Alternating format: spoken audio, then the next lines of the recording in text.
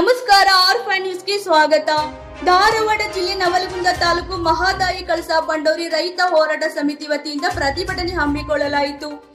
ಈ ಪ್ರತಿಭಟನಾ ಸ್ಥಳಕ್ಕೆ ಬೆಂಗಳೂರು ಕರ್ನಾಟಕ ರಕ್ಷಣಾ ವೇದಿಕೆ ರಾಜ್ಯಾಧ್ಯಕ್ಷರಾದ ಪ್ರವೀಣ್ ಶೆಟ್ಟಿಯವರು ಹುಬ್ಬಳ್ಳಿಯಿಂದ ಪಾದಯಾತ್ರೆ ಮುಖಾಂತರ ನವಲಗುಂದಕ್ಕೆ ಆಗಮಿಸಿ ಬೆಂಬಲ ಸೂಚಿಸಿದರು.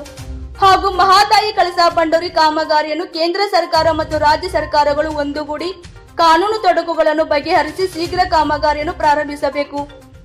ಹಾಗೂ ಗದಗ ಜಿಲ್ಲೆ ಸಿರಹಟ್ಟಿ ತಾಲೂಕಿನಲ್ಲಿರುವ ದಕ್ಷಿಣದ ಸಸ್ಯಕಾಂತಿ ಎಂದೇ ಪ್ರಖ್ಯಾತಿ ಪಡೆದಿರುವ ಕಪ್ಪತ್ತು ಗುಡ್ಡವನ್ನು ಪ್ರವಾಸಿ ತಾಣವನ್ನಾಗಿ ಮಾಡಬೇಕು.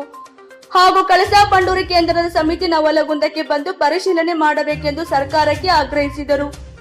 ಈ ಸಂದರ್ಭದಲ್ಲಿ ರೈತ ಮುಖಂಡರಾದ ಯಲ್ಲಪ್ಪ ದಾಡಿಬಾಯಿ, ಎಸ್.ಬಿ. ಪಾಟೀಲ್, ಮಲ್ಲೇಶ್ ಉಪ್ಪಾರ್, ಬಸವನಗೌಡ ಹುಣಸಿಕಟ್ಟೆ ಮತ್ತು ಸಂಘಟನೆ ಹೋರಾಟಗಾರರಾದ ಗೋವಿಂದ ರೆಡ್ಡಿ ಮುರುಬದ್, ಸಂಗಪ್ಪ ನಿಡವಣಿ, ರವಿ ತೋಟದ್, ಮುರುಗಪ್ಪ ಪಲ್ಲೇದ್, ಬಸಪ್ಪ ಮುಪ್ಪೈನೂರ್, ಶಿವಪ್ಪ ಸಂಗಳ್, ಸಿದ್ದಲಿಂಗಪ್ಪ ಹಳ್ಳದ್, ಗಂಗಪ್ಪ ಸಂಗಟಿ ಮತ್ತು ರಕ್ಷಣಾ ವೇದಿಕೆ ರಾಜ್ಯ ಅಧ್ಯಕ್ಷರಾದ ಪ್ರವೀಣ್ ಶೆಟ್ಟಿಯವರು ಹಾಗೂ ಜಿಲ್ಲಾ ಅಧ್ಯಕ್ಷರು ಮತ್ತು ತಾಲೂಕ್ ಅಧ್ಯಕ್ಷರು ವಿಕ್ರಮ್ ಕುರಿಯವರು ಹಾಗೂ ಇನ್ನೂ ಅನೇಕ ರೈತರು ಕಾರ್ಯಕರ್ತರು ಉಪಸ್ಥಿತರಿದ್ದರು.